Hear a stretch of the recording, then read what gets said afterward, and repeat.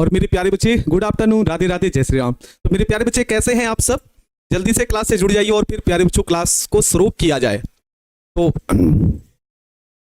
तो आज भाई है बाल दिवस, और बाल दिवस पर मेरे सभी प्यारे बच्चे एक एक गाना सुनाएंगे, ठीक ना? क्योंकि स्कूल में सुनाया जाता है ना, तो वैसे आप बाल दिवस है तो मेरे सभी प्यारे बच्चे एक एक गाना सुनाएंगे। तो एकदम बढ़िया है आप लोग।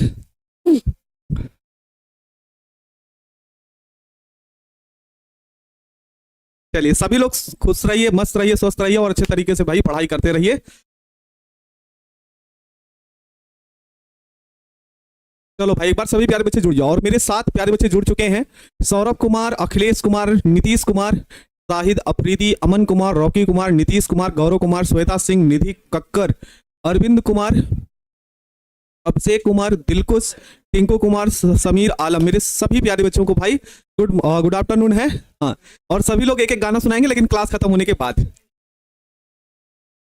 ठीक ना? क्लास खत्म होने के बाद आप लोगों से गाना हम सुनेंगे आज, क्योंकि आज है आपका बाल दिवस, और बाल दिवस है तो भाई उसके लिए पुनः फिर से आपको ढेर सारी शुभकामनाएं। आप हमेशा स्वस्थ रहें, मस्त रहें और मन लगाकर आप पढ़ते रहें, और साथ ही साथ आपका जो बिहार बोर्ड का की परीक्षा होने वाली है उसमें आप एक अच्छा रिजल्ट, अच्छा अंक अर्जित करें, यही ढेर सारी शुभकामनाएं हैं, ठीक है? तो एक बार सभी प्यारे बच्चे क्लास से जुड़ जाइए, तो फिर क्लास को प्यारे बच्चों कंटिन्यू किया जाएगा।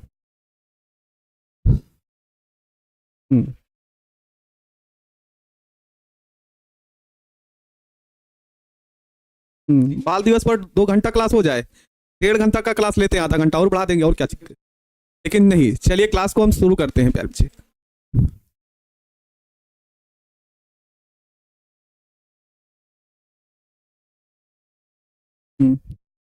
तो गाना सुना जाएगा, वो क्लास में लास्ट तक सुनाया जाएगा, और आज देखते हैं कितने बच्चों को गाना याद है, ये भी हम आपको देखेंगे, ठीक ना? गाना जितने लोगों को याद हो गाना तैयार कर लीजिएगा, अभी गाना हम सुनेंगे आप लोगों से,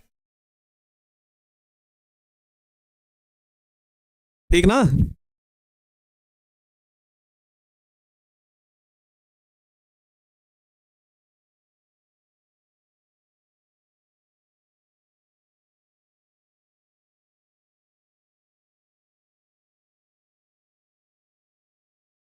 चले प्यारे बच्चे क्लास को शुरू किया जाए। आज की क्लास हम हर चैप्टर में, चाहे वो पहला चैप्टर हो, हम दूसरे चैप्टर पर आ चुके हैं, हम उन्हीं प्रश्नों की चर्चा करें जो हमारे लिए बहुत ही ज्यादा महत्वपूर्ण है। ये नहीं है कि हम पूरे के पूरे चैप्टर के क्वेश्चन करें, हर एक हेडिंग को अटेम्प्ट करें, बस ये समझिए कि हम गेस कर रहे हैं कि यहां से क्वेश्चन आ सकता है। हम उन्हीं प्रश्नों पर चर्चा कर रहे हैं और उन्हीं प्रश्नों पर ही हम विशेष फोकस करेंगे, क्योंकि साल भर हमने कोर्स पढ़ा है, हर तरीके से पढ़ रखा है। तो प्यारे बच्चे अब वही पढ़ें जो लगभग हमारे पेपर में बिड़ जाए और बढ़िया तरीके से आ जाए। इसी तरीके से पढ़ाई करनी हम, ठीक है ना?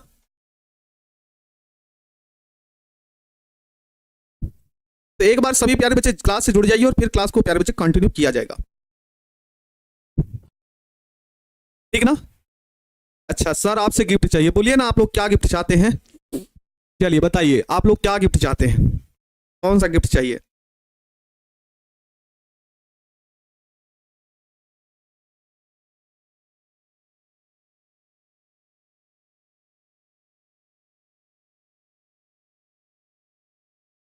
बताइए आप लोग क्या गिफ्ट चाहते हैं?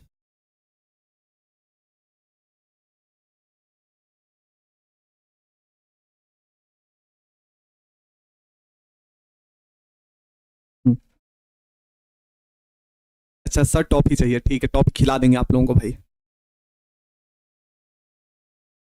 ठीक ना? टॉफी खिला दिया जाएगा।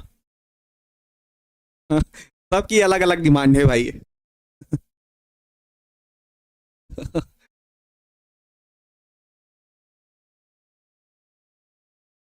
चलिए कोई दिक्कत ना है, लेकिन लास्ट में हम गाना जरूर सुनेंगे आप लोगों से, इस बात का ध्यान रखिएगा। तो चलिए प्यारे बच्चे शुरुआत करते हैं, अब बातें ना करें प्यारे बच्चे, क्लास को आगे बढ़ने देते हैं, और फिर उसके बाद हम लोग पढ़ेंगे बेहतरीन तरीके से, हर एक डिफिनीशन पढ़ते हुए याद करते हुए चलेंगे। हम वही क्वेश्चन आपको बता रहे हैं, वही हेडिंग आपको पढ़ाएंगे जो हमारे लिए पेपर की दृष्टि से इंपॉर्टेंट हो। हम पूरे कोर्स को नहीं पढ़ रहे हैं प्यारे बच्चे, जो हमारे लिए इंपॉर्टेंट होगा हम वही पढ़ रहे हैं, ठीक है ना? हाँ, तो सारी बातें आप लोगों के अभी गिफ्ट भी पढ़ लेंगे, आप लोग क्या गिफ्ट चाहते हैं उसको भी हम सुन लेंगे। बस अब चलिए पढ़ाई को किया जाता है, ठीक ना? प्यारे बच्चे आज बिलियन चैप्टर हम शुरू कर चुके हैं। आपको पता होना चाहिए कि चैप्टर नंबर 2 आपका शुरुआत हो चुका है, और आज हम पढ़ेंगे बिलियन का क्लास नंबर 1 अर्थात लेक्चर नंबर 1, जिसमें आपका चैप्टर है प्यारे बच्चों बिलियन, ये तो आपको बता ही दिए हैं, ठीक ना। चैप्टर नंबर 2 शुरुआत कर चुके हैं। तो चले भाई, पहली हेडिंग जो हम इसमें पढ़ेंगे, सुनो, याद करने का तरीका भी हम आपको बता देंगे, ठीक ना। याद करने का तरीका भी बता देंगे, और जैसे हम आपको डिफिनीशन बताएं प्यारे बच्चे, वैसे ही आप लोग याद किया करो, ठीक है ना। अगर आप पहले अब क्या पढ़ना है प्यारे बच्चे, तो आपसे पूछा गया मूलरता किसे कहते हैं। क्या प्यारे बच्चों, मूलरता किसे कहते हैं। तो मेरे प्यारे बच्चे इसकी डिफिनीशन कैसे बनाओगे, ध्यान से समझो। एक हमने ले लिया पात्र, है ना। क्या ले लिया प्यारे बच्चों, पात्र ले लिया, ध्यान से समझना। क्या ले लिया प्यारे बच्चों, पात्र ले लिया। और इस पात्र में हमने यहां पे भर रखा है बिलियन। बिलियन कितने लीटर है प्यारे बच्चों, तो बिलियन है 1 लीटर। ध्यान से समझते हुए चलिए, बिलियन कितना लीटर है, 1 लीटर। तो इस 1 लीटर के बिलियन में, इस 1 लीटर के बिलियन में क्या घुला हो प्यारे बच्चों, विलेय घुला हो, ठीक ना। तो विलेय के मोल की संख्या, विलेय घुला हो तो हम ज्ञात करेंगे विलेय के मोल की संख्या, को ही कहते हैं मूलरता। क्या बोलेंगे प्यारे बच्चे, मूलरता बोलेंगे। डिफिनीशन ऐसे बनेगी, देखो ना, बिलियन कितना लीटर है, तो 1 लीटर। इस 1 लीटर बिलियन में विलेय के किसकी संख्या प्यारे बच्चों, मोल की संख्या, क्या कहलाती है, मूलरता कहलाती है। समझ में आया। डिफिनीशन क्या बनाओगे, डिफिनीशन क्या बनाओगे प्यारे बच्चे, कि किसी बिलियन के 1 लीटर में उपस्थित विलेय के मोलों की संख्या, ठीक ना। किसी बिलियन के 1 लीटर में उपस्थित विलेय के मोलों की संख्या को क्या बोलते हैं, मूलरता कहते हैं। समझ में आ गया प्यारे बच्चे, ठीक है ना। ये हो गया पहला, ये आपकी मूलरता की डिफिनीशन हो गई। तो प्यारे बच्चे कैसे बनाएंगे इसको, ध्यान से सुनो। यहां पे क्वेश्चन कैसे पूछता, वो ऐसे पूछेगा आपसे, ठीक ना। क्वेश्चन जो पूछेगा कुछ इस तरीके से होगा कि मूलरता से आप क्या समझते हो, ठीक ना। मूलरता से आप क्या समझते हो, तो डिफिनीशन ये होगी, किसी बिलियन की 1 लीटर में घुले विलेय के मोलों की संख्या उस बिलियन की क्या कहलाती है प्यारे बच्चों, मूलरता कहलाती है, ठीक है। इसे किससे प्रदर्शित किया जाता है, तो इसे कैपिटल M से प्रदर्शित करते हैं। तो क्या प्यारे बच्चे इतने ही डिफिनीशन लिखने के बाद हमको 2 अंक मिल जाएगा, नहीं, अभी और भी लिखना पड़ेगा। कैसे लिखेंगे प्यारे बच्चों, ध्यान से समझो। मूलरता, मूलरता का फार्मूला हम लोग लिखेंगे, तो मूलरता बराबर होता क्या है प्यारे बच्चों, विलेय के मोल, विलेय के मोल बटे बिलियन का आयतन, बिलियन का आयतन, ठीक है ना। और ये आयतन किस में होना चाहिए प्यारे बच्चों, तो ये आयतन होना चाहिए मेरे लाडलू लीटर में, ठीक है ना। किस में होना चाहिए, लीटर में होना चाहिए। अब हम प्यारे बच्चे मूलरता को हम मान लेते हैं कैपिटल M, मूलरता को हमने माना क्या प्यारे बच्चों, कैपिटल M। तो विलेय के मोल स्मॉल n बटे बिलियन का जो आयतन है उसको भी मान ले प्यारे बच्चों, तो ये एक फार्मूला आ जाता है, अर्थात कैपिटल M बराबर N/V, ठीक ना। मूलरता बराबर क्या होगा प्यारे बच्चे, है ना, N/V हो जाएगा। अच्छा प्यारे बच्चे, आप लोग एक फार्मूला और पढ़े हैं, मोल बराबर होता क्या है, मोल बराबर होता क्या है प्यारे बच्चे, तो मोल बराबर होता है विलेय का भार बटे विलेय का अणुभार, अर्थात मोल बराबर होगा भार बटे अणुभार, ठीक ना। क्या प्यारे बच्चे, भार बटे अणुभार। तो कैपिटल M बराबर, जहां पे N है वहां पे W/M लिख सकते हो प्यारे बच्चे, यहां लिख लो W/M इंटू V, किसमें प्यारे बच्चों, लीटर में। तो एक तो फार्मूला यही हो गया। अगला फार्मूला क्या लिख सकते हैं प्यारे बच्चों, तो इसी फार्मूले को बदलना चाहेंगे, तो कैपिटल M बराबर स्मॉल w गुने 1000 बटे M इंटू V, और किसमें ये हो जाएगा, ml में। एक फार्मूला ये हो जाएगा। यहां पे प्यारे बच्चों ये आयतन लीटर में है, और यहां पे ये जो आयतन है ml में है, अर्थात यहां पे लीटर को ml में बदलने के लिए ऊपर हमने 1000 से गुणा कर दिया है, ठीक ना। तो ये हो गया पूरा का पूरा फार्मूला। यहां तक आप पूरा लिखोगे तो 2 नंबर पा जाएंगे आप। बोलो, यहां तक समझ में आया, यहां तक हर एक बात समझ में आ गई प्यारे बच्चे आप लोगों को, है ना, समझ में आ गया। अच्छा, मात्रक क्या लिखते हैं प्यारे बच्चों, तो मात्रक भी इंपॉर्टेंट है। मात्रक होगा प्यारे बच्चों मोल प्रति लीटर, मोल प्रति लीटर, मोल प्रति लीटर। नोट याद रखेंगे आप लोग, यहां पे नोट लिख देने से क्या होता है ना, मास्टर ये समझता है कि बच्चे ने पढ़ा है, मेहनत किया है, ठीक ना, बच्चे ने मेहनत किया है बड़े, है ना। नोट में क्या होगा कि यह सांद्रता ताप द्वारा, यह सांद्रता ताप द्वारा प्रभावित होती है, ताप द्वारा प्रभावित होती है।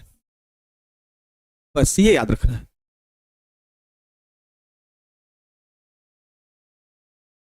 बोलो प्यारे बच्चे, यहां तक सभी को क्लियर है?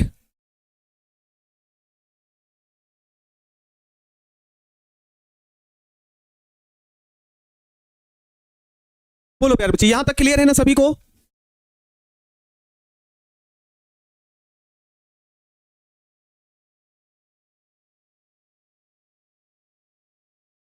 चलो चलो नोट कर लिए ना। चलो अगला देखते हैं। अगला जो हमको इस लेसन में पढ़ना है उसका नाम है प्यारे बच्चे मूललता। क्या पढ़ेंगे प्यारे बच्चों? मूललता पढ़ेंगे हम लोग, ठीक ना। मूललता के बारे में पढ़ेंगे। और हमने आपको याद कराया कि याद कैसे करना है। काफी बच्चों को समस्या यह होती है कि हम याद कैसे करें, तो याद करने का तरीका हम बताते हैं कि मूललता आज के बाद नहीं भूलोगे आप। एक लेना है पात्र। क्या लेना है प्यारे बच्चों? पात्र लेना है। और इस पात्र में विलायक भरना है। मान लो विलायक के रूप में हमने यहां पे जल भर लिया, ये हो गया विलायक, है ना। विलायक के रूप में हमने क्या लिया प्यारे बच्चों? जल ले लिया है। यहां पे जो विलायक लिया गया है वो कुल कितना है प्यारे बच्चों? तो इसे आप 1 kg 1 किलोग्राम मान सकते हो या फिर 1000 ग्राम मान सकते हो, ठीक ना। यहां पे जो विलायक है प्यारे बच्चों या फिर जो जल है वो कितना माना जाएगा? 1 किलोग्राम मान लो या फिर 1000 ग्राम मान लो, ठीक है। उसके बाद इसमें घोलना है विलेय, इसमें घोलना है विलेय। तो यहां पे होगा प्यारे बच्चों विलेय के मोलों की संख्या, विलेय के मोलों की संख्या, बस खत्म है। और आप लोग अब इसकी डिफिनीशन बताओगे, हम नहीं बताएंगे। अब हम इसकी डिफिनीशन नहीं बताएंगे। और मुझे यह विश्वास है कि इसमें जितने बच्चे हमको देख रहे हैं वो सब के सब इस डिफिनीशन को लिखेंगे। पिछले वाले की तरीके से ये डिफिनीशन आप लोग बनाएंगे। इस विश्वास को टूटने मत देना प्यारे बच्चे, और डिफिनीशन लिख के बता दो, डिफिनीशन लिख के बता दो।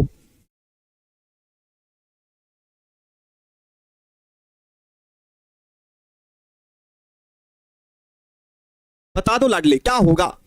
और सभी का एकदम कमेंट छप जाना चाहिए। ऐसी डिफिनीशन है कि पेपर में कब टपक पड़े कोई भरोसा ना है।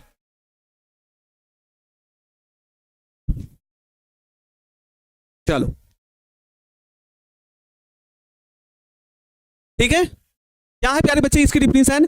कि विलायक के 1 किलोग्राम या फिर 1 किलोग्राम विलायक में घुले हुए मोलों की संख्या को मूललता कहते हैं, ठीक है ना। समझ में आ गया ना सभी को? डिफिनीशन ऐसे ही पढ़ना प्यारे बच्चों। 1 किलोग्राम या 1000 ग्राम विलायक में उपस्थित विलेय के मोलों की संख्या को मूललता कहते हैं। बोलो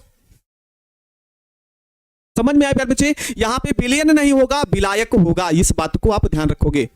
जितने प्यारे बच्चे बिलियन लिख रहे हो, बिलियन नहीं होगा प्यारे बच्चे, विलायक होता है। ये आप सभी को ध्यान रखना है। चलिए भाई इसकी डिफिनीशन यहां पे हम देख लेते हैं और याद कर लेते हैं। देख लो प्यारे बच्चे, जैसे हमने वहां पे आपको समझाया वैसे डिफिनीशन यहां पे हमने लिख दी। डिफिनीशन क्या लिखी है प्यारे बच्चे? कि 1 किलोग्राम विलायक में उपस्थित विलेय के मोलों की संख्या मूललता कहलाती है। इसे किससे प्रदर्शित करते हैं? तो इसे स्मॉल m से प्रदर्शित करते हैं। खत्म हो गया। इसे स्मॉल m से प्रदर्शित करते हैं, ठीक है। चलो प्यारे बच्चे अब हम देखेंगे इसका फार्मूला देखेंगे प्यारे बच्चों।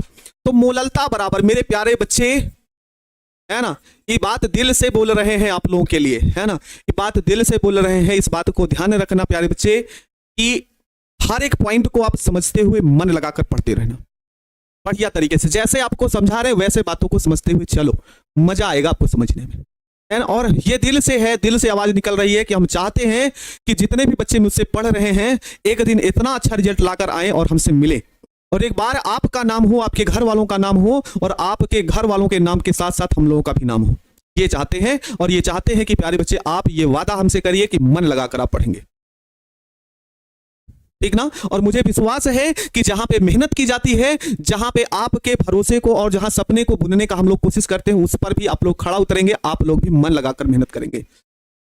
और इस भरोसे के साथ हम आपके साथ मेहनत कर रहे हैं, तो विश्वास मानिए आप भी हमारे सपनों को पूरा करेंगे, यही हम आपसे आशा करते हैं और आप लोग करेंगे, ये हमें पूरा विश्वास है। ठीक है ना प्यारे बच्चे, मोललता का क्या होगा? मोललता बराबर होगा विलेय के मोल, विलेय के मोल, विलेय के मोल बटे विलायक का द्रव्यमान। किसका द्रव्यमान प्यारे बच्चों? विलायक का द्रव्यमान। ठीक है प्यारे बच्चों, ये जो विलायक का द्रव्यमान होना चाहिए वो किस में होना चाहिए? किलोग्राम में होना चाहिए। ठीक है, फिर उसके बाद मोललता को स्मॉल m से बराबर विलेय का मोल n हो गया, विलायक का द्रव्यमान मानेंगे तो प्यारे बच्चों ये कैपिटल W होगा किलोग्राम में। आसान सा एक तो फार्मूला ये बन जाएगा।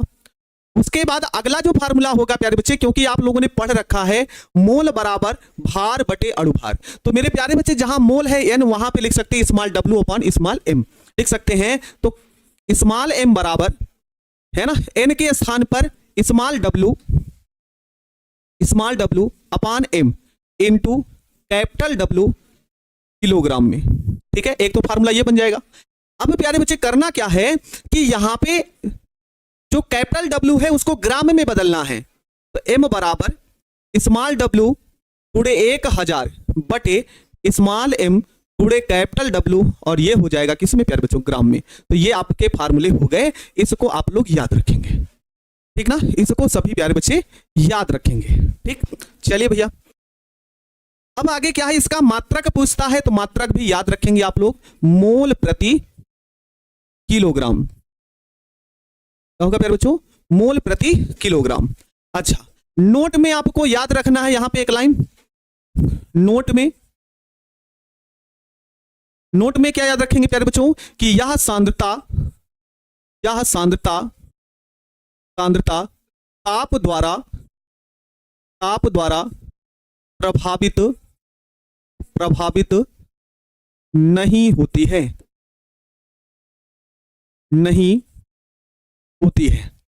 ठीक है।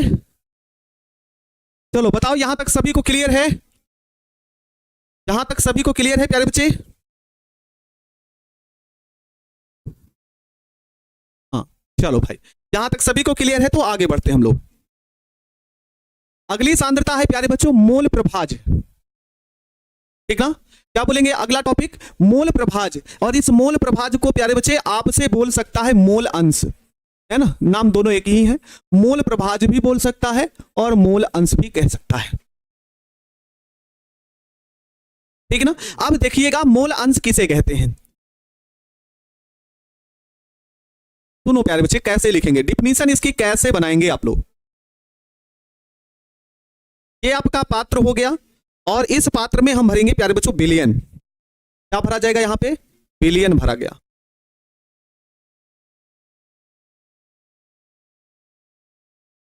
ठीक है, यहां पे हो गया प्यारे बच्चों बिलियन। ठीक है, ये हो गया बिलियन। तो बिलियन कितने घटकों से मिलकर बना होता है? तो बिलियन दो घटकों से मिलकर बना होता है, एक होता है विलेय और दूसरा होता है विलायक। ठीक है, कितने घटकों से मिलकर बना होता है? दो घटकों से, एक विलेय और दूसरा विलायक। तो प्यारे बच्चे यहां पे विलेय हो गया और यहां पे क्या हो गया प्यारे बच्चों? विलायक हो गया।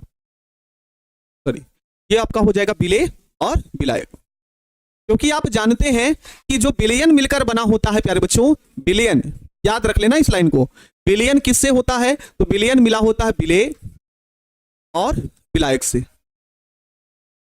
विलेय और विलायक से मिलकर बिलियन बनता है। ठीक है, अब क्या है ना, अब क्या है प्यारे बच्चे कि हम मान लेते हैं कि यहां पे जो बिलियन बना है उसमें विलेय के मोलों की संख्या n होती है, और इसी प्रकार से ये जो विलायक होता है इसके मोलों की संख्या कैपिटल N होती है। तो मेरे प्यारे बच्चे बताओ कि इस बिलियन में कुल मोल कितना होगा? इस बिलियन में विलेय का मोल स्मॉल n और विलायक का मोल कैपिटल N, तो बिलियन में कुल मोल कितना होगा? बताओ प्यारे बच्चे।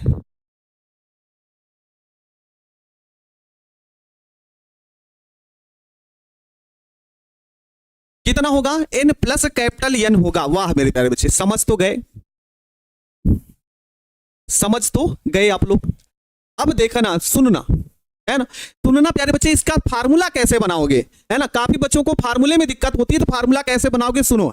हम किसके लिए मोल अंश निकाल रहे हैं, विलेय के लिए। तो यहां पे लिखा जाएगा विलेय का मोल अंश। क्या लिखेंगे प्यारे बच्चों, विलेय का मोल अंश या फिर विलेय का मोल प्रभाज। ध्यान से सुनना प्यारे बच्चे, हम बोल क्या रहे हैं।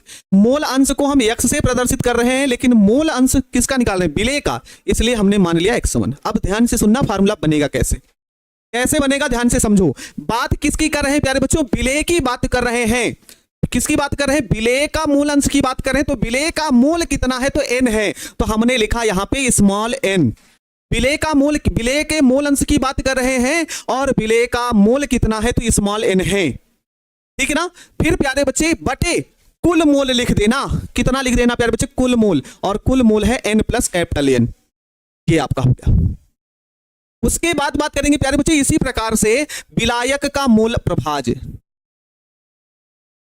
विलायक का मूल प्रभाज,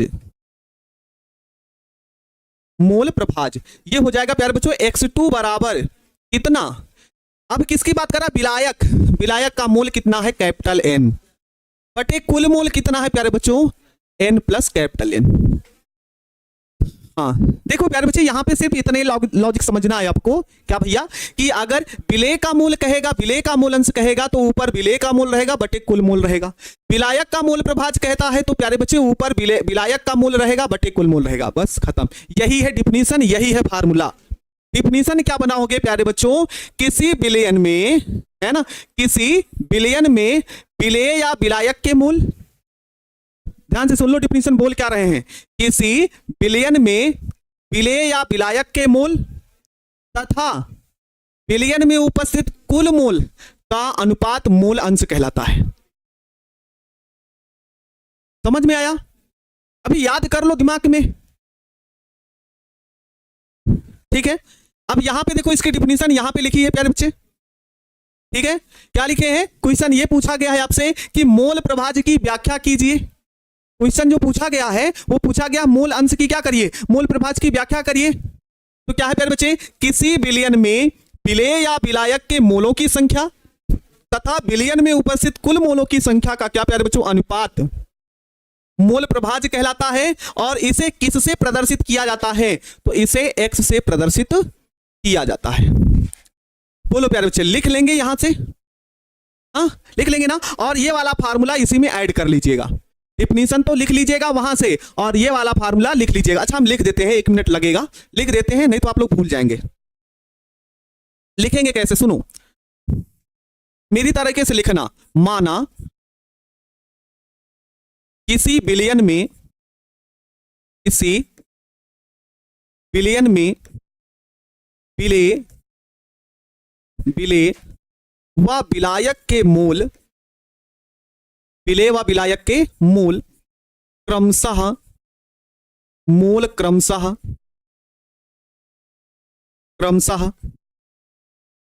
स्मॉल n व कैपिटल N है तथा कुल मूल n प्लस कैपिटल N है, तथा कुल मूल n प्लस कैपिटल N है। तो यहां पे लिख लेंगे प्यारे बच्चों, विलेय का मूल प्रभाज, विलेय का मूल प्रभाज x1 बराबर विलेय का मूल स्मॉल n, कुल मूल n प्लस कैपिटल N। इसी प्रकार से दूसरा भी लिख सकते हैं प्यारे बच्चों, विलायक का मूल प्रभाज, विलायक का मूल प्रभाज x2 बराबर विलायक का मूल कैपिटल N बटे कुल मूल। ये आप लोग लिख लेंगे,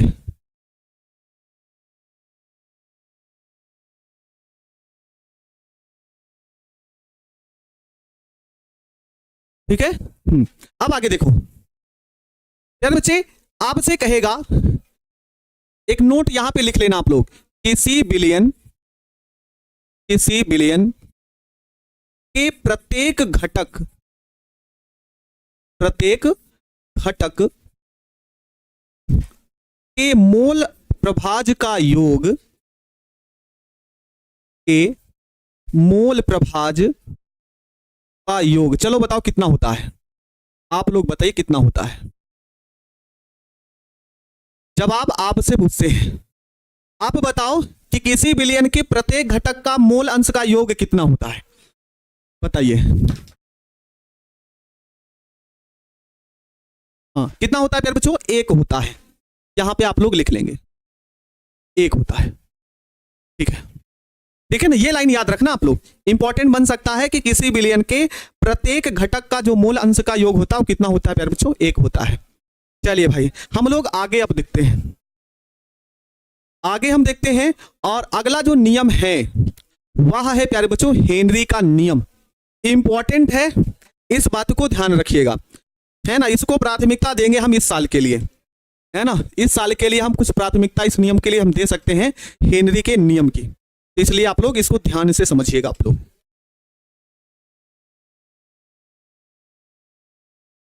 ठीक है ना।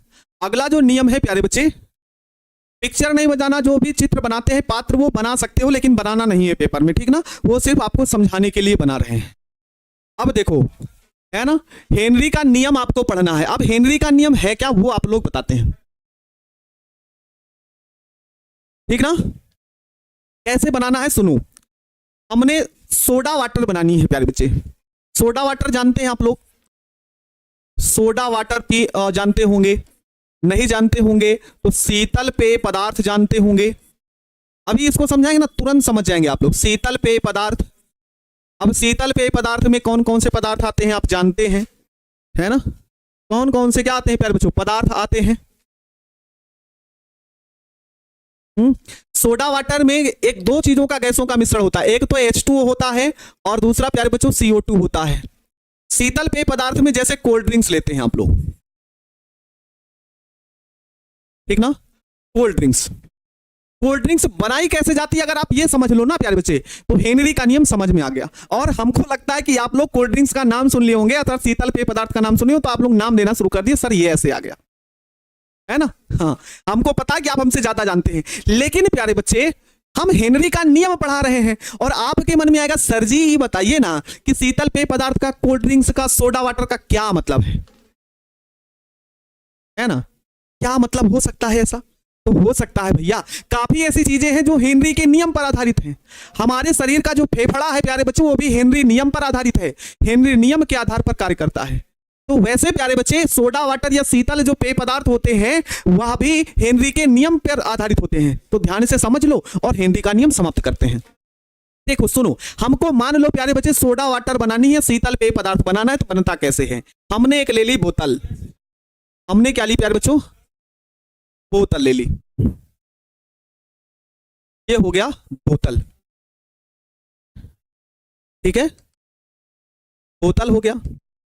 यहां पे मान लो सोडा वाटर बना रहे हैं प्यारे बच्चे, यहां पे हमने ले लिया प्यारे बच्चों कार्बन डाइऑक्साइड बोलो, यहां पे हमने ले लिया H2O। अब इस पात्र में प्यारे बच्चों क्या हो रहा है ध्यान से समझ लो।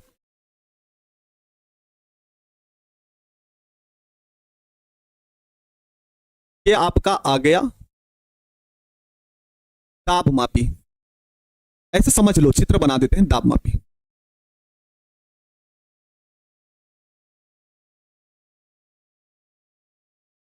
ठीक है ना। इसमें गैस भरी है, इसमें गैस भरी है कार्बन डाइऑक्साइड। अब सुनोगे प्यारे बच्चे क्या बोलने चल रहे हैं, हाँ क्या बोलने चले वो सुनो प्यारे बच्चे। यहां पे एक बोतल ले लिए हैं, बोतल ले लिए हैं और इस बोतल में भरा गया प्यारे बच्चों H2O, है ना, क्या है H2O भरा है। और इस H2O में हमने क्या किया कि एक यहां पे नली लगा ली और नली लगाने के साथ साथ यहां पे हमने एक लगा लिया दाब मापी, है ना, दाब मापी, या फिर इसे बोल दो दाब लगाने वाला, दाब लगाने वाला होता क्या है वो समझो। पिक्चर नहीं बनाना प्यारे बच्चे, पहले बता दे रहे हैं, सिर्फ समझने के लिए हेनरी का नियम लागू कैसे होता है ठीक ना। कैसे होगा प्यारे बच्चे, सुनो कैसी कहानी होगी। यहां पे गैस भरी है, ठीक ना, यहां पे गैस लगी भरी है इस पिस्टन में, कार्बन डाइऑक्साइड गैस। अब होना क्या है ना, होना क्या है कि ये हमारा दाब लगाने वाला उपकरण है। हम इस दाब लगाने वाले उपकरण से हम दाब लगाएंगे। क्या लगाएंगे प्यारे बच्चे, दाब लगाएंगे। तो यहां से गैस निकलेगी, यहां से गैस निकलेगी, पहुंचेगी बोतल में, यहां से गैस निकलेगी, यहां पे पहुंचेगी बोतल में। जितना दाब ज्यादा लगाओगे प्यारे बच्चे, गैस की मात्रा जल में उतना ज्यादा घुलेगी, ठीक ना। और जितना दाब कम लगेगा उतनी गैस की मात्रा कम घुलेगी। समझ में आया क्या बोल रहे हैं। सुनो क्या बोले हमने, यहां पे एक बोतल हो गया, ये गैस सिलेंडर हो गया कार्बन डाइऑक्साइड का, और एक दाब लगाने वाला उपकरण है, ठीक। होगा क्या कि यहां से हम गैस को भेजेंगे और यहां पे दाब लगाने वाला उपकरण होगा। तो जब प्यारे बच्चे इससे दाब लगाया जाएगा तो गैस यहां पे पहुंचेगी। जितना ज्यादा इससे दाब लगेगा उतनी गैस ज्यादा घुलेगी, ठीक ना। और जितना दाब कम लगेगा उतनी गैस कम घुलेगी। ऐसा मतलब यही है प्यारे बच्चे कि दाब लगाओगे गैस ज्यादा घुलेगी, ठीक ना। दाब ज्यादा लगाओगे गैस ज्यादा घुलेगी, दाब कम लगाओगे तो गैस कम घुलेगी। अब बताओ क्लियर है आपको कि नहीं, ये समझ में आ गया कि नहीं। हेनरी का नियम यही कहता है प्यारे बच्चे।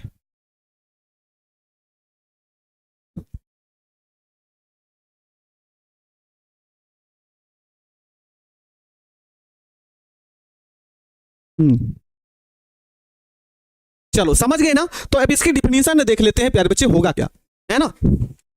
डिफिनीशन क्या होगी, क्वेश्चन कैसे पूछा गया ये भी आप लोग जान लो, क्वेश्चन कैसे पूछा गया ये भी आप जान लो प्यारे बच्चे, ठीक ना। क्या है प्यारे बच्चे, हेनरी का नियम लिखिए। एक भैया थे, है ना, आज से 1000 साल पहले, ठीक ना, 1000 साल पहले एक भैया थे हेनरी, ठीक ना। हेनरी ने क्या बताया भैया, कह रहा है कि इस नियम के अनुसार, इन्होंने नियम बताया। क्या बताया प्यारे बच्चे, कह रहा है स्थिर ताप पर गैस का जो आंशिक दाब होता है, दाब बताए थे ना, दाब लगाओगे आप तो गैस ज्यादा घुलेगा, है ना। दाब ज्यादा लगाओगे गैस ज्यादा लगे घुलेगा, और दाब कम लगाओ तो गैस कम घुलेगा। तो वही है, ठीक ना। आंशिक दाब उस विलयन के गैस के मोल अंश के क्या होता है प्यारे बच्चे, समानुपाती होता है।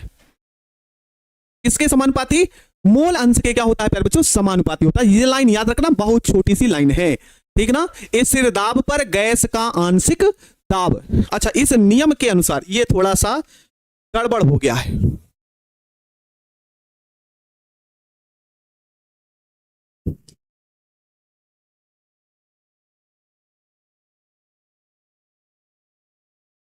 इस नियम के अनुसार,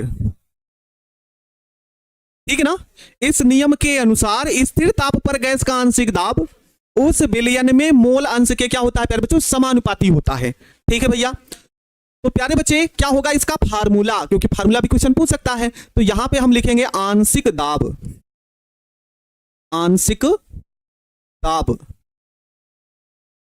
समानुपाती होगा किसके प्यारे बच्चे, तो गैस के मोल अंश, गैस के मोल अंश। कहेंगे हाँ सर जी यही होगा।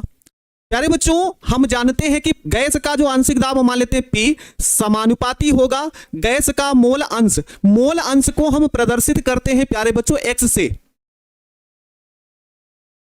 ठीक ना। क्या प्यारे बच्चे, मोल अंश को X से, लेकिन गैसीय है इसलिए हमने यहां पे नीचे लिख दिया G। इससे पढ़ ले, है ना, इससे ये हो जाएगा कि ये हो गया गैस का मोल अंश। प्यारे बच्चे समानुपाती का चिन्ह हटता है तो एक स्थिरांक आता है, और इस स्थिरांक को हम लिखते हैं KH, ठीक ना। समानुपाती का चिन्ह हटता है तो एक स्थिरांक आता है जिसे हम बोलते हैं KH इंटू प्यारे बच्चों XG। ये आपका हो जाएगा प्यारे बच्चों फार्मूला, ये आपका हो जाएगा फार्मूला। प्यारे बच्चों ये KH है क्या, KH बराबर होता क्या है, KH है प्यारे बच्चों हेनरी स्थिरांक। क्या है प्यारे बच्चों, हेनरी स्थिरांक, ठीक ना। क्या है प्यारे बच्चों, हेनरी स्थिरांक,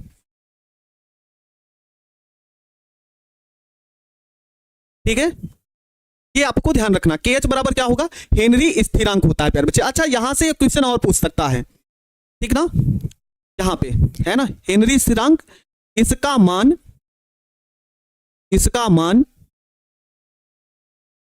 इसका मान गैस की प्रकृति पर निर्भर करता है। गैस की प्रकृति पर निर्भर करता है। गैस की प्रकृति पर निर्भर करता है, ये आपको ध्यान रखना है। ठीक है प्यारे बच्चे, अगर यहां से क्वेश्चन पूछा जाएगा कि क्या हेनरी का नियम किस पर निर्भर करता है, अच्छा यहां से एक ऑप्शन वाला क्वेश्चन बना देते हैं आपके लिए। जवाब दीजिएगा आप लोग, है ना। यहां पे जवाब आप दीजिएगा कि KH हेनरी स्थिरांक का मान निर्भर करता है, का मान निर्भर करता है, निर्भर करता है। पहला पॉइंट, गैस के कणों पर, गैस के कणों पर। दूसरा पॉइंट आपसे पूछ सकता है, गैस की प्रकृति पर,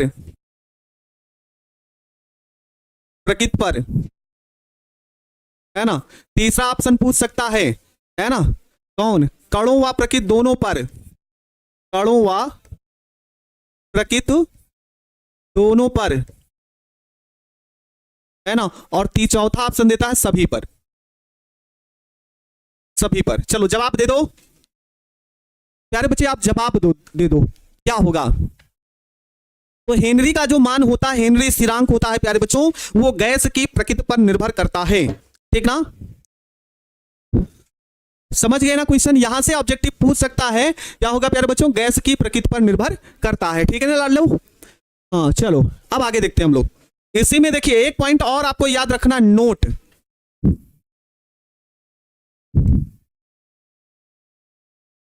अभी एक विकल्प यहां से और तैयार करते हैं, सुनो क्या हो सकता है प्यारे बच्चों। KH का मान, है ना, ये जो KH होता है प्यारे बच्चे, ये जो होता है कैसे होगा, तो KH का मान, KH का मान, KH का मान। तो एक बात तो हम प्यारे बच्चे पढ़ लिए, है ना, एक बात तो हमने पढ़ लिया कि भैया हेनरी का नियम गैस की प्रकृति पर निर्भर नहीं करता, नहीं करता। तो क्या होगा अगला, गैस का KH का मान जितना उच्च होगा या फिर जितना अधिक होगा, जितना अधिक होगा, अधिक होगा, गैस की विलेयता का मान, गैस की विलेयता का मान, विलेयता का मान, मान उतना ही कम होगा। ये लाइन याद रख लेना आप लोग, ठीक है। यहां से क्वेश्चन पूछ सकता है, KH का मान जितना अधिक होगा, गैस की विलेयता का मान उतना ही क्या होगा प्यारे बच्चे, कम होगा। गैस की विलेयता, गैस की द्रव में विलेयता, ऐसा लिख लो, गैस की द्रव में विलेयता, ये ज्यादा ठीक रहेगा। गैस की द्रव में विलेयता का मान उतना ही कम होगा। यहां से अब आपसे क्वेश्चन ये होगा कि सर इसका ऑब्जेक्टिव कैसे बन सकता है ना, क्या प्यारे बच्चों ऑब्जेक्टिव कैसे बन सकता है। तो उसके लिए हम ऑब्जेक्टिव आपको यहां पे लिख देते हैं, यहां पे लिख देते हैं इसका ऑब्जेक्टिव कैसे पूछ सकता है। ठीक है, KH का मान, KH का मान अधिक होने पर, KH का मान अधिक होने पर गैस की विलेयता, गैस की विलेयता, ठीक है। पहला ऑप्शन क्या पूछेगा प्यारे बच्चों, बढ़ती है, बढ़ती है। दूसरा ऑप्शन दे देता घटती है, घटती है। तीसरा ऑप्शन दे देगा प्यारे बच्चों अपरिवर्तित रहती है, अपरिवर्तित रहती है। और चौथा ऑप्शन आपके लिए है प्यारे बच्चों, जिनको कुछ नहीं अभी तक आया है उनके लिए, जय माता दी, है ना। बताओ, अरे की छूट गया तो लिख लो ना, KH का मान अधिक होने पर गैस की विलेयता, तुम ही लिख लो प्यारे बच्चे मेरे लाडले। हाँ बताओ, इनमें ऑप्शन दो, इनमें जवाब देना है आपको।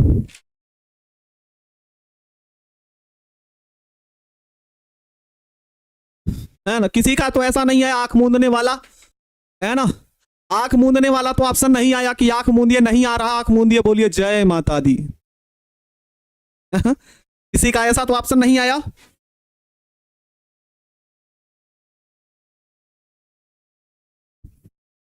चलो यहां तक क्लियर है?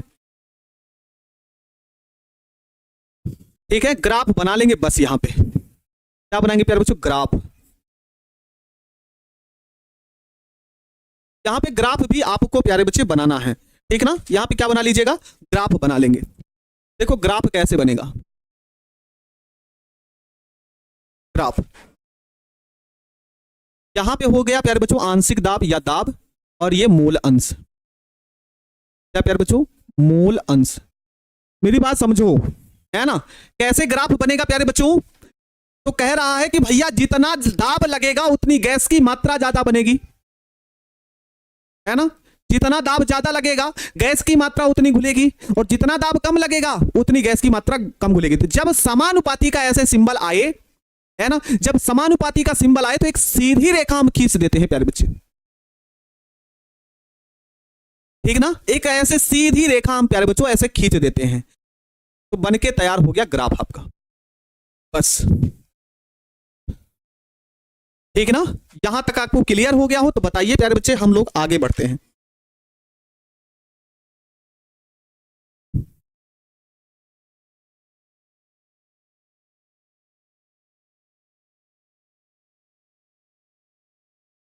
ठीक है, चलो एक लाइन और याद रख लेंगे प्यारे बच्चे, यहां से अलग क्वेश्चन पूछ सकता है।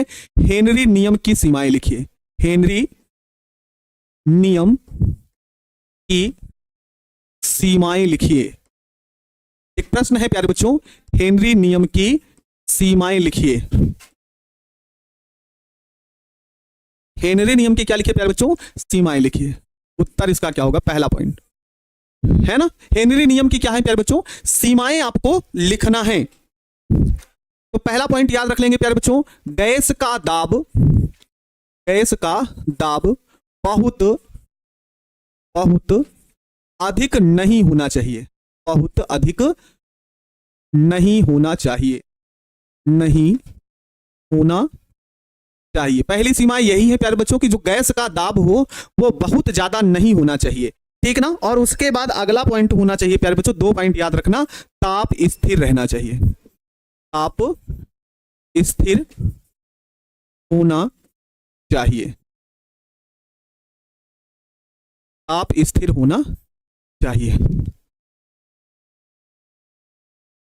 चलो यहां तक क्लियर है सभी को प्यारे बच्चे? यहां तक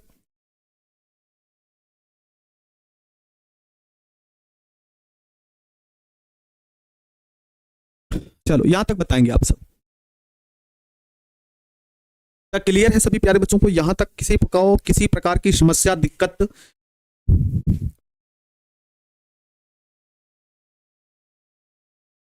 अनिकेत कुमार, केएच का मान कम होगा तो प्यारे बच्चे विलेयता बढ़ेगी, केएच का मान अधिक होगा तो विलेयता घट जाएगी। ठीक है, जस्ट उसी का उल्टा कर लो, ठीक ना? जस्ट उसी का उल्टा कर लेना है बस। हेनरी का नियम खत्म होता है, अब हम आते हैं प्यारे बच्चों राउल्ट के नियम पर, ठीक ना? अब हम आते हैं प्यारे बच्चों राउल्ट के नियम पर, ठीक है? राउल्ट के नियम पर। राउल्ट का नियम क्या है ध्यान से समझिए आप लोग। क्या बोलेंगे राउल्ट के नियम पर प्यारे बच्चे? पहले समझ लीजिए, ये एक पात्र है, ये पात्र है, इसमें द्रव ए भरा गया है, इसमें द्रव बी भरा गया है। द्रव ए और द्रव बी भरा गया है दोनों पात्रों में अलग अलग, ठीक है? भरा गया।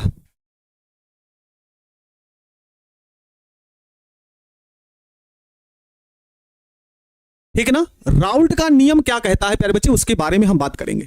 तो 2 द्रव लिया गया, द्रव ए लिया गया और द्रव बी लिया गया है। मेरे प्यारे बच्चे अगर पात्र में द्रव भरा गया है, समझिएगा, तो इसके ऊपर ऐसे एक पात्र लगा दीजिए, इसके ऊपर एक ऐसे पात्र लगा दीजिए, ठीक है? ऐसे क्या लगा देंगे? पात्र लगा देंगे। अब जब पात्र आप लगा देंगे प्यारे बच्चे तो क्या होगा यहां पे, है ना? पात्र जब आप लगा दोगे तो क्या होगा प्यारे बच्चे?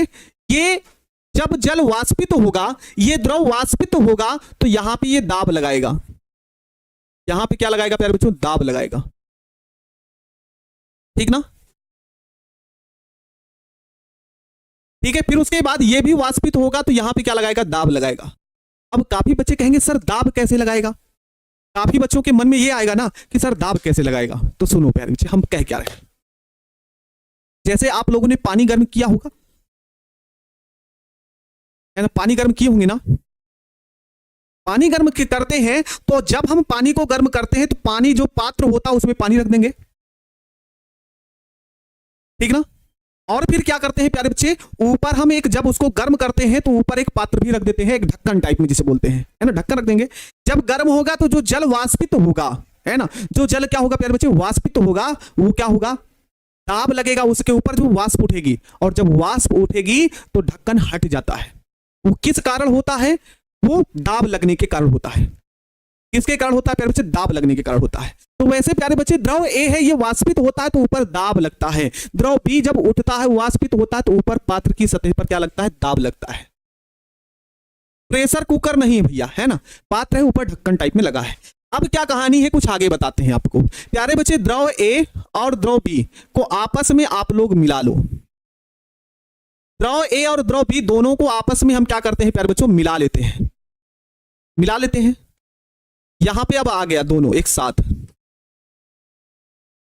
यहां पे दोनों आ गए तो एक ए और साथ में बी, दोनों को एक साथ यहां पे भर लिया गया। जो पहले अकेले अकेले मिलकर दाब लगा रहे थे, अब दोनों मिलकर क्या लगाएंगे प्यारे बच्चों, दाब लगाएंगे, ठीक ना। जो अकेले मिलकर दाब लगा रहे थे प्यारे बच्चे, अब दोनों मिलकर क्या लगाएंगे, दाब लगाएंगे, मिलकर दाब लगेगा ना। तो ए के द्वारा भी दाब लगाया जाएगा और बी के द्वारा भी दाब लगाया जाएगा, ठीक ना। तो यही है ना, तो प्रत्येक द्रव दाब लगाएगा प्यारे बच्चे। तो वो जो दाब लगाएगा, कौन ज्यादा दाब लगाएगा कि कौन कम दाब लगाएगा, है ना, वो किस पर निर्भर करता है, वह मोल अंश पर निर्भर करता है। क्योंकि मोल अंश हमको ये बताने की कोशिश करता है कि कौन ज्यादा है। मोल अंश हमको बताता है कि कौन ज्यादा है, कौन ज्यादा है। जिसका मान ज्यादा होगा वह दाब ज्यादा लगाएगा, जिसका मान कम होगा, है ना, कम होगा, वह दाब क्या लगाएगा प्यारे बच्चों, कम लगाएगा।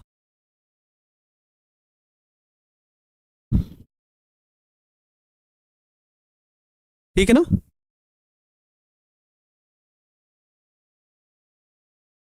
ये बातें समझ में आई आप लोगों को।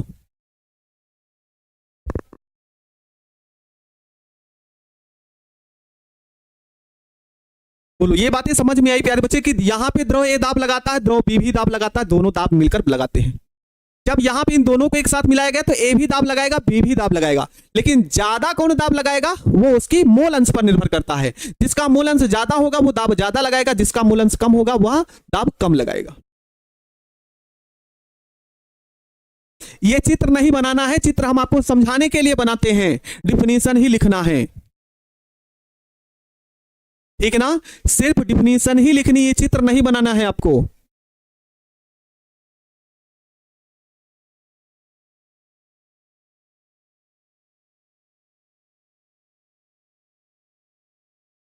बोलो, समझ में आया प्यारे बच्चे।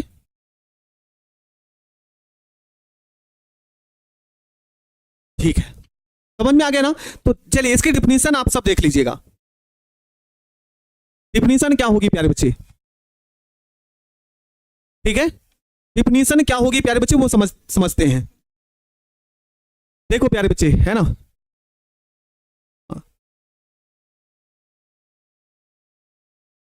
ठीक है। क्वेश्चन कैसे पूछेगा वो आपके सामने है, कह रहा है राउल्ट का नियम का व्याख्या करें, ठीक ना। राउल्ट के नियम की क्या करना है प्यारे बच्चे, व्याख्या करें। क्या कह रहा है प्यारे बच्चों, किसी द्रवीय विलयन में प्रत्येक द्रव का आंशिक दाब, किसी द्रवीय विलयन में प्रत्येक द्रव का जो आंशिक दाब होता है उसके विलयन में मोल अंश के क्या होता है प्यारे बच्चों, समानुपाती होता है। क्या होता है प्यारे बच्चों, समानुपाती होता है, ठीक ना। किसी द्रवीय विलयन में प्रत्येक द्रव का जो आंशिक दाब होता है वो मोल अंश के समानुपाती होता है। ये लाइन हो गया आपका, ठीक ना। तो यहां पे हमने लिखा मानक द्रव ए वह बी के आंशिक दाब P1 वह P2 है और मोल अंश क्या है प्यारे बच्चों, X1 व X2 है। यहां से समझते हैं, ठीक ना, यहां से समझिए आप लोग। यहां पे द्रव ए का जो आंशिक दाब है उसे आप P1 मान लो और द्रव बी का जो आंशिक दाब है वो क्या मान लो प्यारे बच्चों, P2 मान लो। ठीक ना। द्रव ए का आंशिक दाब P1 और द्रव बी का आंशिक दाब क्या है प्यारे बच्चों, P2 है। द्रव ए का जो मोल अंश है वो x1 है और द्रव बी का जो आंशिक दाब है, सॉरी जो मोल अंश है वो x2 है। ठीक है ना। तो क्या कह रहा है कि समानुपाती होता है। क्या होता है प्यारे बच्चों, समानुपाती होता है। तो यहां पे आप लिख सकते हैं ये जो P1 समानुपाती किसके होगा, x1 के, और P2 समानुपाती होता है क्या प्यारे बच्चों, x2 के। ठीक है। अब क्या करेंगे, P1 तो लिख लेंगे, समानुपाती का चिन्ह हटेगा तो एक स्थिरांक आएगा, उसे हम बोलेंगे P1 नॉट और ये हो जाएगा x1। इसी प्रकार से P2 बराबर ये होगा P2 नॉट x2, ये हो जाएगा। ठीक ना। अब क्या करना है, अगर आपसे क्वेश्चन पूछे कुल दाब कितना होगा, कुल दाब कितना होगा, तो P बराबर होगा प्यारे बच्चों P1 प्लस P2। ठीक है। अब P1 और P2 का मान रख दो, तो P1 होगा तो P1 नॉट x1 और ये होगा प्यारे बच्चों P2 नॉट x2। यही है प्यारे बच्चों राउल्ट का नियम। यही है क्या प्यारे बच्चों, राउल्ट का नियम। आपको याद रखना है इसको। बोलो भाई किसी को किसी प्रकार की दिक्कत हो।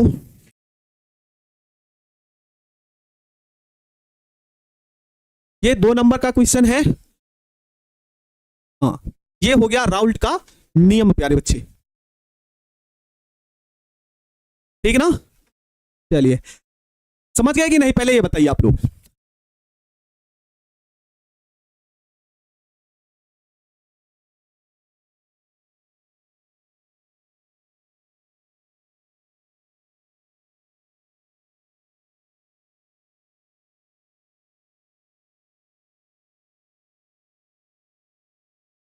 चलो अब हम देखेंगे, है ना, राउल्ट का जो नियम होता है प्यारे बच्चों वो द्रवीय विलयन के लिए लागू होता है, इस बात को ध्यान रखिएगा। ठीक ना। राउल्ट का नियम द्रवीय विलयन के लिए लागू होता है। अब चलिए हम इसके देखते हैं प्यारे बच्चों, जो वन लाइनर है 10 मिनट में 10-15 को निपटा देते हैं, फिर हम लोग क्लास की छुट्टी करेंगे। वन लाइनर, चलो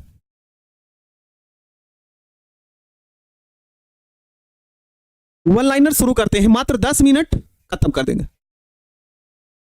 ठीक ना। क्या बोलेंगे प्यारे बच्चे, विलयन कैसा मिश्रण होता है, जवाब दीजिएगा जल्दी जल्दी, और मुझे विश्वास है कि आप लोग जल्दी से, है ना, जल्दी से जवाब दे देंगे आप सब, है ना। ठीक है। क्वेश्चन क्या पूछा गया, पहला विलयन कैसा मिश्रण होता है, तो समांगी मिश्रण होता है।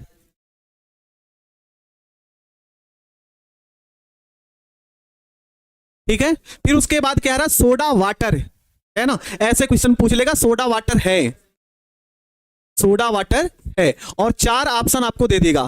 पहला ऑप्शन दे देगा गैस प्लस द्रव, दूसरा ऑप्शन देगा द्रव प्लस गैस, द्रव प्लस गैस, तीसरा ऑप्शन दे देगा द्रव प्लस द्रव, द्रव प्लस द्रव, और चौथा ऑप्शन आपको दे देगा यहां पे प्यारे बच्चों द्रव प्लस ठोस। मेरे प्यारे बच्चे इस क्वेश्चन में बड़ा ही कंफ्यूजन रहता है, तो इस बात को ध्यान रखना कि जो यहाँ पे सोडा वाटर होता है वो गैस के और द्रव के बीच में होता है, तो पहले विलेय रहता है और बाद में विलायक रहता है, मतलब गैस विलेय के रूप में और द्रव विलायक के रूप में। ठीक है ना। तो मेरे प्यारे बच्चे सोडा वाटर है, यहां से क्वेश्चन पूछा गया आपसे सोडा वाटर है, तो बताओ इसमें 2 ऑप्शन आपको एक जैसे लग रहे होंगे, काफी बच्चे क्या याद रखेंगे, रट्टा ऐसे मार लेंगे, रट्टा ऐसे मार लेंगे कि भैया गैस प्लस द्रव, यही 2 बातें याद रखेंगे, है ना, याद रख लेंगे। लेकिन यहां पे ऑप्शन में भ्रमित हो जाएगा। अच्छा, यहां पे एक ऑप्शन गलत लिख दिए, 1 मिनट रुकिए, यहां पे एक ऑप्शन थोड़ा सा गलत लिख दिए, द्रव प्लस गैस। अब आप लोग रट्टा मारे हैं कि गैस प्लस द्रव प्लस गैस, रट्टा मार लेंगे, लेकिन प्यारे बच्चे ध्यान रखना, जिस ऑप्शन में गैस पहले होगा और द्रव बाद में होगा वही सोडा वाटर होगा। ठीक ना। चलो आगे देखते हैं दूसरा, हाइड्रोजन का पैलेडियम में विलयन। हाइड्रोजन का पैलेडियम में विलयन क्या होता है प्यारे बच्चों, गैस के रूप में विलेय और ठोस के रूप में विलायक होता है। ठीक है। दूसरा आप लोगों ने पढ़ा होगा प्यारे बच्चों, क्या एक पढ़े होंगे, द्रव्यमान आयतन प्रतिशत सांद्रता का प्रयोग कहां पे किया जाता है। ठीक ना। क्वेश्चन क्या है प्यारे बच्चों, द्रव्यमान आयतन प्रतिशत सांद्रता का प्रयोग कहां पे किया जाता है? तो प्यारे बच्चों इसका प्रयोग हम औषधि एवं फार्मेसी में करते हैं, मतलब दवाइयां आदि जो बनाई जाती हैं, है ना, दवाइयां आदि जो बनाई जाती हैं उसमें कौन सी सांद्रता लागू होती है? द्रव्यमान आयतन प्रतिशत सांद्रता का प्रयोग किया जाता है।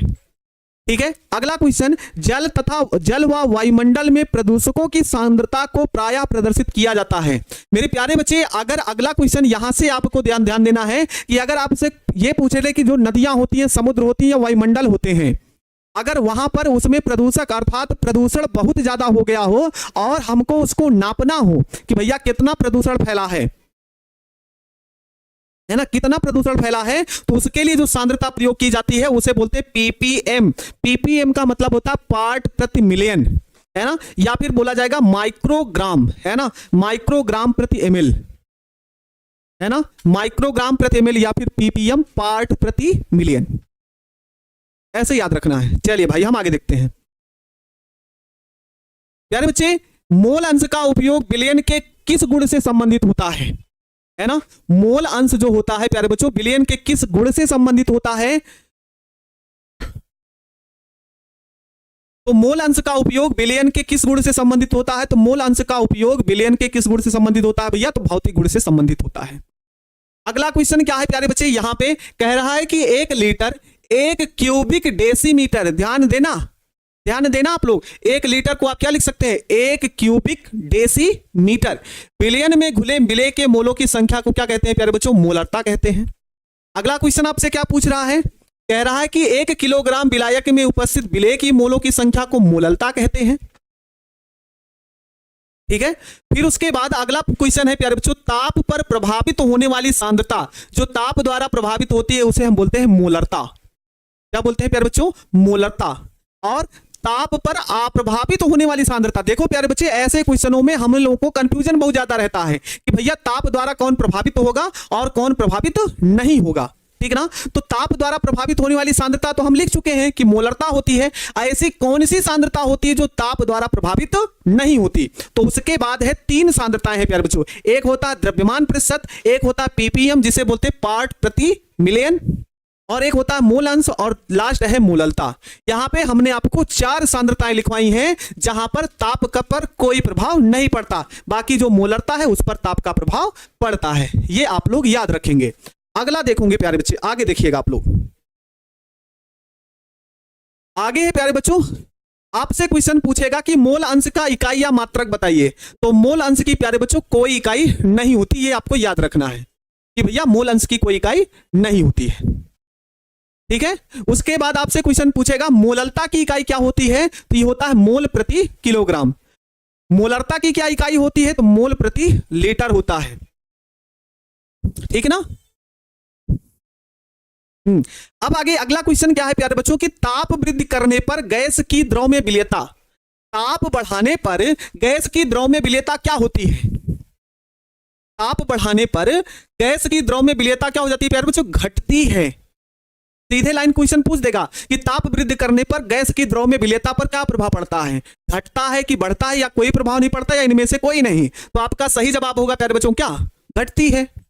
ठीक है। अगला क्वेश्चन पूछ रहा है कि दाब बढ़ाने पर गैस की द्रव में विलेयता, तो अभी भैया पढ़े ही हैं, दाब बढ़ाते हैं गैस की विलेयता बढ़ती है, दाब है ना, दाब कम करते हैं विलेयता घट जाती है, तो प्यारे बच्चों क्या हो जाएगी? बढ़ जाती है।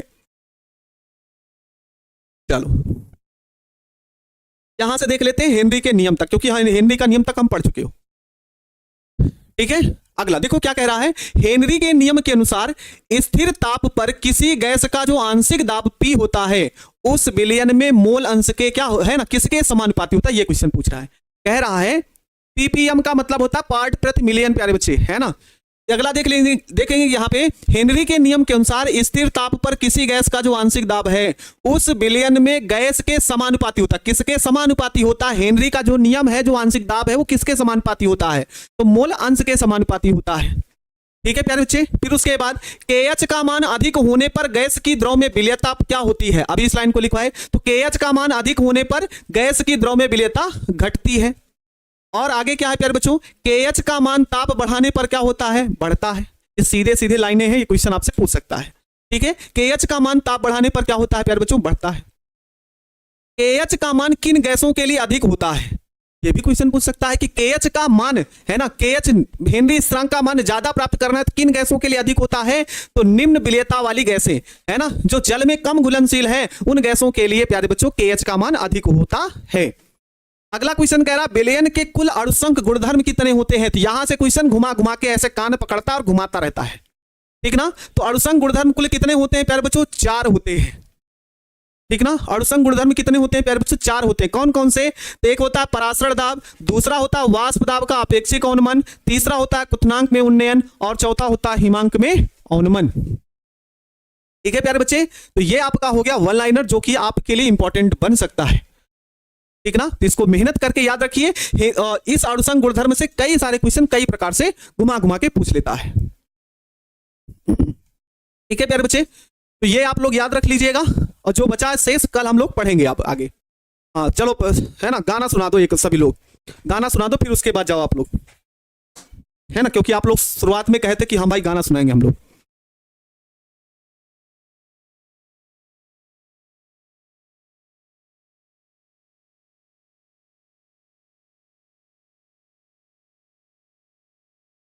गाना नहीं सुनाएंगे आप लोग?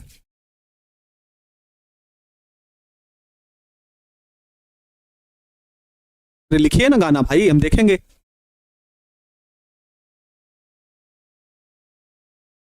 कोई भी सुनाइए।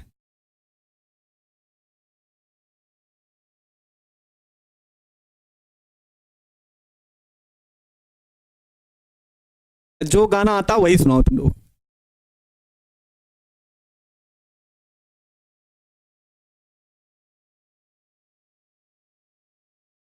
है ना, हम शाम वाली क्लास में सुनाएंगे, है ना, 8 बजे जो क्लास लेते हैं ना वहां पे सुना देंगे। आप लोग सुनो।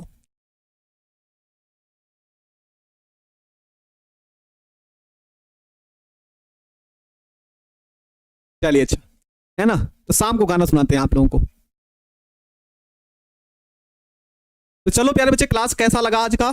और जो क्वेश्चन आपको बताते हैं प्यारे बच्चे, उन पर विशेष फोकस करिए, वो आपकी परीक्षा के लिए इंपॉर्टेंट है और इंपॉर्टेंट हो सकते हैं, वो पेपर में आ सकते हैं। तो मेहनत करते रहिए। क्रैश कोर्स का मतलब यही है कि आपको वही क्वेश्चन पढ़ाए जाए, उन्हीं प्रश्नों पर विशेष फोकस करना है जो आपको पेपर में है, ठीक ना। चलिए भाई, तो मिलते हैं प्यारे बच्चे शाम वाली क्लास में, है ना। क्लास कैसा लगा? ऐसे ही हमको पढ़ाई करना है और इसे मन लगा के हमको काम को करते हुए चलना है प्यारे बच्चे, ठीक ना। तो मिलते हैं प्यारे बच्चे नई क्लास में, शाम वाली क्लास में। तब तक के लिए मेरे सभी प्यारे बच्चे अपना ध्यान रखिएगा और मन लगाकर आप लोग पढ़ाई करते रहिएगा, तो ठीक है। तब तक के लिए मेरे सभी प्यारे बच्चों को गुड आफ्टरनून, राधे राधे, जय श्री राम, जय हिंद, वंदे मातरम।